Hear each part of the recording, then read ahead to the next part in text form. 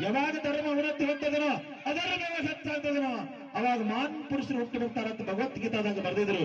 ಬಹುಶಃ ಕಲಿಯುಗದ ಮಾನ್ ಪುರುಷರು ಒಬ್ಬರೇ ಆಗಿರ್ತಕ್ಕಂಥ ಪರಮ ಪೂಜ್ಯ ಶಶಿಕಾಂತ್ ಪಡಸಲಿಗೆ ಮಹಾರಾಜರಿಗೆ ಒಂದ್ಸರಿ ಜೋರಾದ ಚಪ್ಪಾಳೆ ಕಾರ್ಯಕ್ರಮದ ಪರವಾಗಿ ಅಭಿನಂದನೆ ಹೇಳ್ತಾ ಇದ್ದಾರೆ. ಸರ್ ಅವ್ರ ಮಾತು ಕೇಳ್ಬೇಕು, ಸರ್ ಅವ್ರ ಮಾತು ಕೇಳ್ಬೇಕು.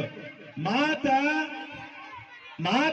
ಮತನ ಆಗಲಾರ್ದ ಮಾತನ್ನೇ ರತ್ನವಾಗಿ ಮಾತನಾಡ್ತಕ್ಕಂಥ ಉತ್ತರ ಕರ್ನಾಟಕದ ಬೆರಳೆಣಿಕೆಯ ಪೂಜ್ಯರಲ್ಲಿ ಇಂಚಗೇರಿಯ ಶ್ರೀ ಪರಮ ಪೂಜ್ಯ ಶಶಿಕಾಂತ್ ಪಡಸಲಿಗೆ ಮಹಾರಾಜರು ಬಹಳ ಅಭಿಮಾನದಿಂದ ಈ ಸಂದರ್ಭದಲ್ಲಿ ಹೇಳ್ತಾ ಇದ್ದಾರೆ.